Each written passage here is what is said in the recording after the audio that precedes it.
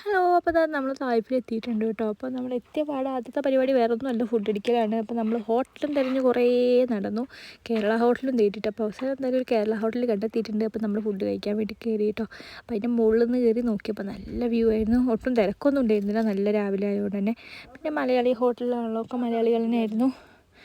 അപ്പോൾ പിന്നെ അതൊക്കെ കഴിഞ്ഞ് നമ്മൾ ഫുഡ് അടിക്കാമെന്ന് വിചാരിച്ചു. അപ്പോൾ നമ്മൾ പൊറോട്ടയും ചിക്കൻ കറി ആയിരുന്നു കേട്ടോ ഞാൻ കഴിച്ചിരുന്നത്. അപ്പോൾ ഇതാ കുഞ്ഞിനുള്ള രാഗി ഞാൻ വീട്ടിൽ നിന്ന് ഉണ്ടാക്കി കൊണ്ടുവന്നിരുന്നു കേട്ടോ. അപ്പോൾ ഞാൻ ആദ്യം അവന് കൊടുക്കാമെന്ന് വിചാരിച്ചു, അവന് കൊടുത്തുകൊണ്ടിരിക്കുകയാണ്. പിന്നെ അലൂസ് പിന്നെ തന്നെ കഴിച്ചു കേട്ടോ.